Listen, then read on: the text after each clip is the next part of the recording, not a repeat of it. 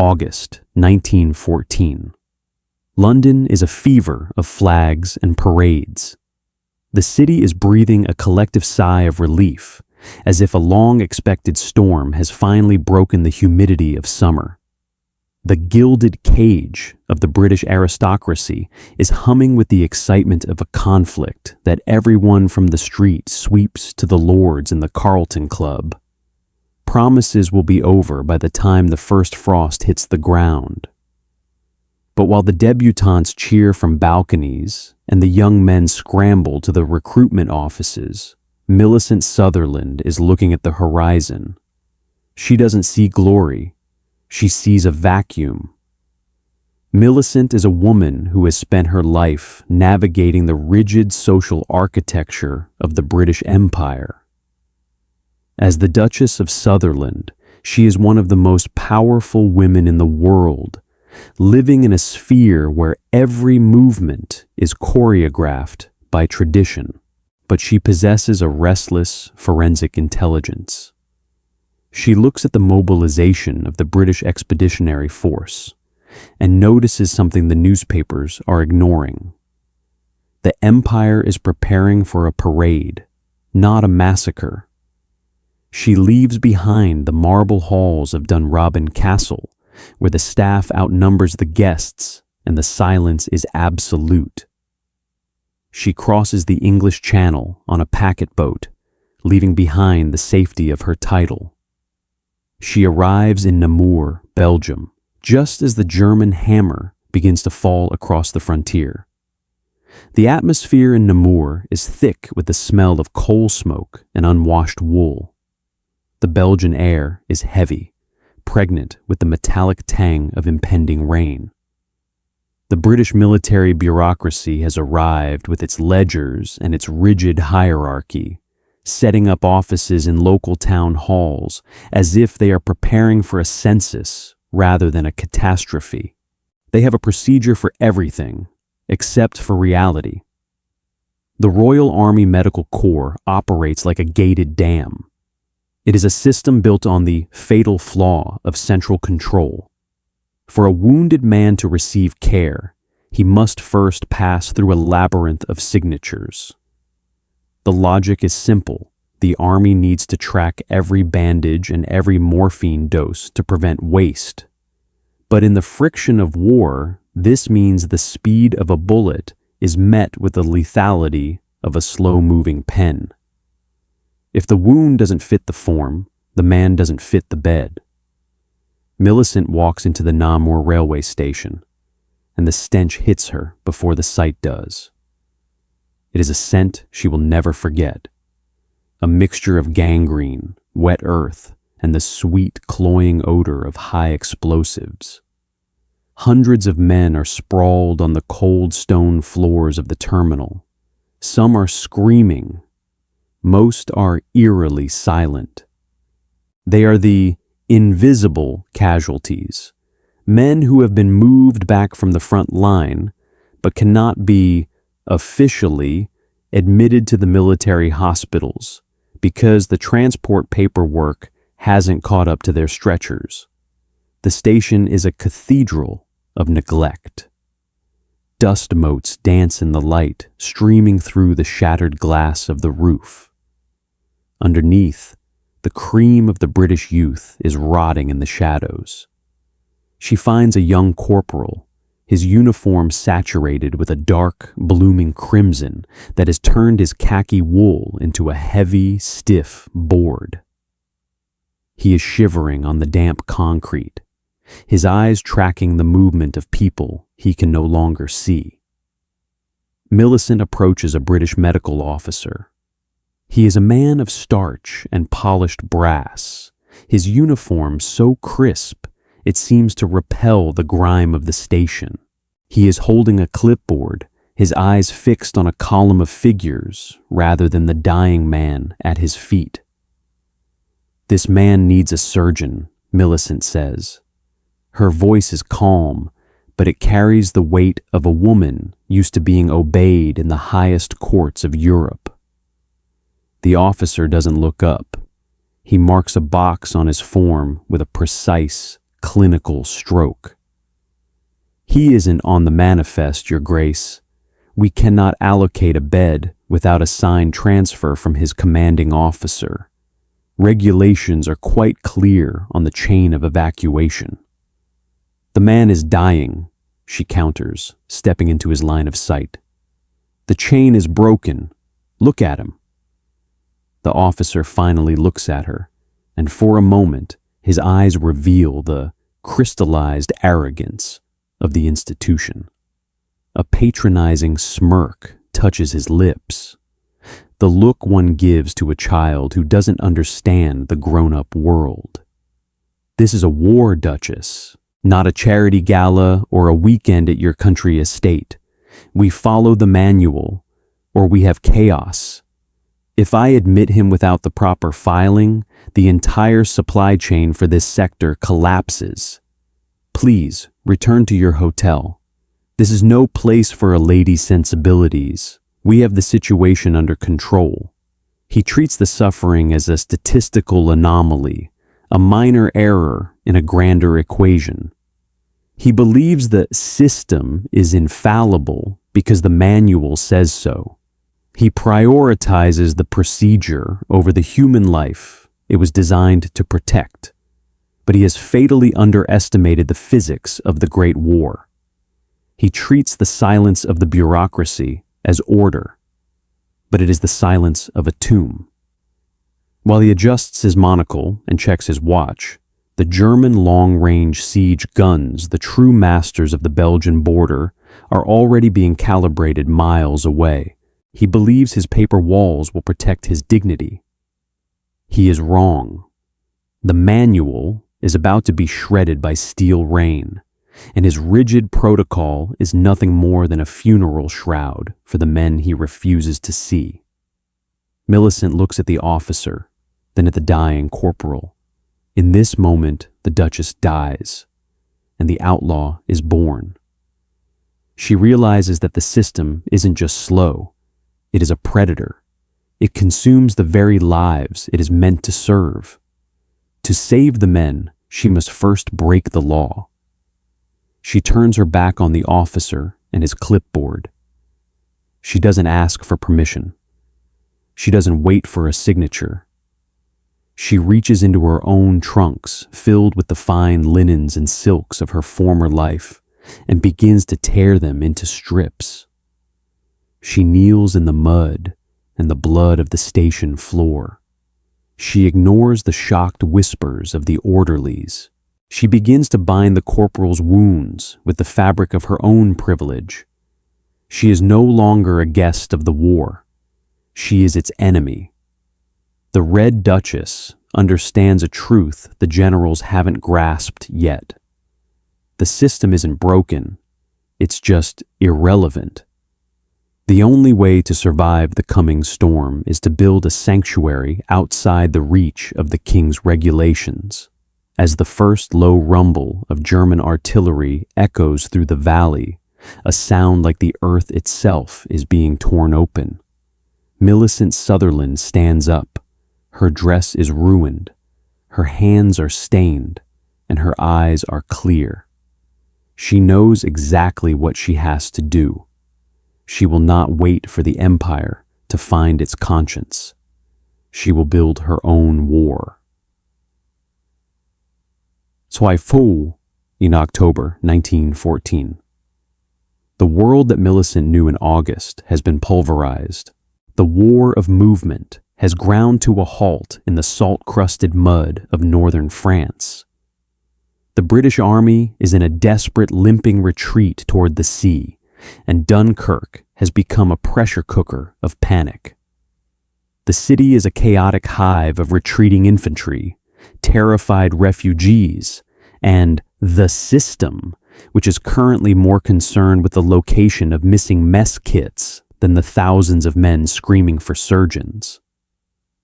But while the official military hospitals are paralyzed by their own blind spots, Millicent Sutherland is moving through the shadows like a ghost in the machine. She has realized that to save lives in a total war, you cannot be a part of the machine. You must be the grit that slows its gears. She doesn't wait for a requisition order from the War Office. She knows that by the time a clerk in London stamps a form, the man she's trying to save will be a name on a cenotaph. Millicent executes a move of breathtaking defiance. She seizes the Hôtel des Arcades, a fading monument of Belle Époque luxury overlooking the gray, churning waters of the English Channel. Within 48 hours, she has stripped the velvet curtains from the windows and used them to insulate the drafty corridors. The crystal chandeliers are pushed aside to make room for operating tables. But a hospital needs more than a roof. It needs blood, steel, and a way to reach the dying. She turns to her own private arsenal, her luxury yacht. In the pre-war world, it was a symbol of crystallized arrogance, a floating palace for the elite. Now she orders its mahogany fittings ripped out and its holds converted into a high-speed transport for medical supplies. She creates a rogue supply line that crosses the channel in the dead of night, bypassing the agonizing paperwork of the Royal Army Medical Corps. Her unit is a black box of efficiency. It is a sanctuary built on silk, steel, and pure, unadulterated defiance. Because she is operating outside the manual, she is able to do what the official military cannot. She treats the invisible men. The Hôtel des Arcades becomes a clearinghouse for the soldiers the Empire refuses to acknowledge. Deep cover operatives who have spent weeks behind German lines. Fighter pilots from the infant Royal Flying Corps, whose planes are essentially kites made of wood and canvas. And spies who have seen things the High Command would rather keep buried. These men are technical failures in the eyes of the army.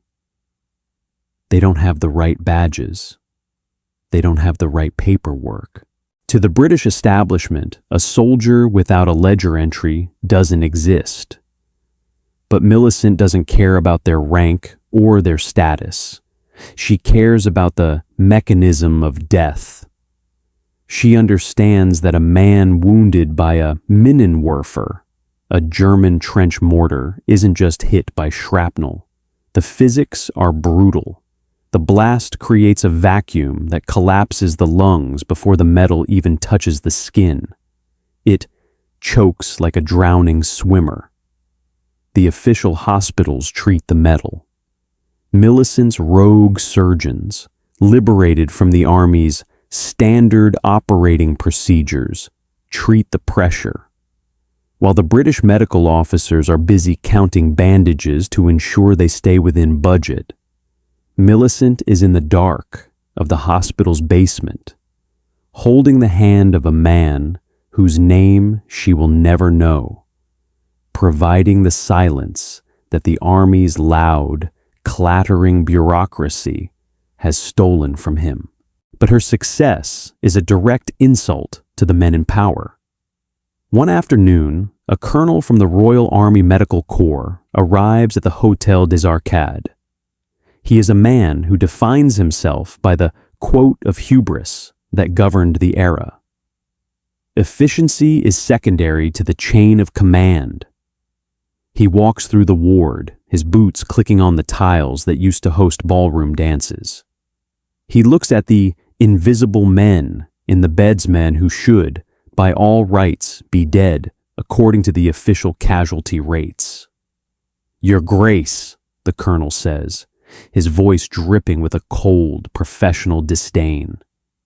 "You are operating a medical facility without a license from the Surgeon General. You are using unauthorized supplies. And more importantly, you are harboring men who have not been properly processed through the evacuation camps." Millicent doesn't look up from the bandage she is winding. "Colonel, if I waited for your evacuation camps, these men would be processed through a cemetery. Your chain of command is a noose around their necks. The colonel stiffens. The rules exist for a reason, Duchess. Without them, there is only anarchy. You are a civilian, a woman. You have no understanding of the strategic necessity of the system. The strategic necessity of your system, Millicent replies, her voice dropping to a dangerous low hum, is currently resulting in a 30% mortality rate for simple leg wounds. My anarchy has a mortality rate of 4%. You tell me, Colonel, which of us is the strategist? The colonel scoffs at the quiet efficiency of the ward. He treats the success of the Duchess as an aristocratic eccentricity, a minor glitch that will eventually be corrected by the sheer weight of the institution. He believes that because her hospital isn't in the manual, it isn't real. But he has fatally underestimated his opponent. He treats the Duchess's silence as submission. He believes the boss, the British War Office, will eventually crush her spirit with a single memo. It isn't surrender. It is the calm before a storm of administrative warfare. While the colonel is dreaming of shutting her down, Millicent is already leveraging her social connections to the king himself. She is playing a game he doesn't even know exists. She has created a high-speed engine of mercy that operates entirely in the shadows of the law. She has turned her yacht into a ghost in the machine, a vessel that carries the truth of the war back to the people of England, bypassing the censors and the technical conciseness of the official reports. But the friction between the human spirit and the massive system is reaching a breaking point. The more men she saves, the more she exposes the failure of the establishment. And the establishment does not like being exposed. As the winter of 1914 sets in, the Hôtel des Arcades becomes a beacon of light in a darkening world. But the shadows are lengthening. The British High Command is no longer just annoyed, they are threatened. They begin to see Millicent not as a nurse, but as a saboteur of their order. She is a woman who has looked into the black box of the war and found that the gears are made of human bone, and she is refusing to let them turn. The struggle is no longer just against the Germans. It is a war of the individual against the monolith. And in this war, the system has a very long memory. November 1918. The Western Front. The roar that has defined the world for 4 years suddenly stops. At 11 o'clock on the 11th day, the steel stops screaming. For a moment, there is only the sound of the wind whipping across the craters of no man's land. But as the smoke clears, a new kind of war begins, a war for the narrative. The guns are silent, but the printing presses are just warming up. The institutional powers that Millicent Sutherland bypassed, mocked, and outperformed for 4 years are now the ones holding the pens. They are the cartographers of memory, and they have no intention of mapping the Red Duchess. Millicent stands in the ruins of her last mobile unit. Her hair is grayed by the lime of the trenches, her hands scarred by the constant use of carbolic acid. She has seen the human paradox in its rawest form. She has watched men die for inches of mud, and she has watched the system prioritize a clean ledger over a beating heart. She has been awarded the Croix de Guerre by France. She wears the Order of Leopold from Belgium. But in the eyes of the British medical establishment, she is still just a technical failure. The rising action of the peace is far more clinical than the war itself. The Royal Army Medical Corps begins the process of the erasure. They don't attack her. They simply omit her. In the official histories being drafted in the wood-paneled rooms of Whitehall, the radical efficiency of the Hôtel des Arcades is reframed as aristocratic eccentricity. They use a specific quote of hubris to cement her legacy. While the Duchess provided a morale-boosting service, her methods were unfortunately incompatible with the necessary discipline of a modern military organization. They treat her life-saving speed as a glitch in their perfect, slow-moving machine. They claim that the war was won by the manual and that any deviation from it, no matter how many lives it saved, was a dangerous anomaly. This is the bitter aftertaste of victory. Millicent saved thousands. She provided the cognitive bridge between the 19th century's slow medicine and the 20th century's need for trauma surgery. Because she was an outsider, a woman who saw the hospital not as a warehouse, but as a race against the clock, she saw the solution the experts missed. While the experts saw complexity and regulation, Millicent saw simplicity and survival. But the system does not reward the outlaw who proves it wrong. While the generals who led millions to their deaths are given titles and estates, Millicent's name is slowly scrubbed from the official triumphs. Her rogue surgical units, which operated at a fraction of the cost and a fraction of the mortality rate of the army hospitals, are dismantled. The invisible men she saved return home, their lives a testament to a woman the history books are already forgetting. The tragedy of Millicent Sutherland isn't that she died in the war, it's that she was buried by the peace. We are left with a haunting irony. The very system that nearly let those soldiers bleed to death in the Namur railway station in 1914 is the same one that eventually wrote the story of their rescue. It is a crystallized arrogance that survives to this day. The belief that the institution is more important than the individual, and that the manual is more sacred than the truth. We must ask ourselves, do we see this same hubris in our society today? We live in a world governed by even larger systems, deeper bureaucracies, and thicker layers of red tape. We are told that the protocol is there for our safety, even when we can see it failing in real time. We are told to wait for the signature, to wait for the manifest, to wait for the experts to tell us it's okay to act. Millicent Sutherland's story is a mirror reflecting our own modern struggle.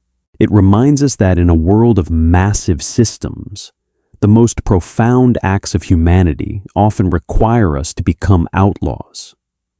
It reminds us that the Goliath of bureaucracy can only be defeated by a David who refuses to play by the rules. Why did the powerful system ignore the only tactic that could save them?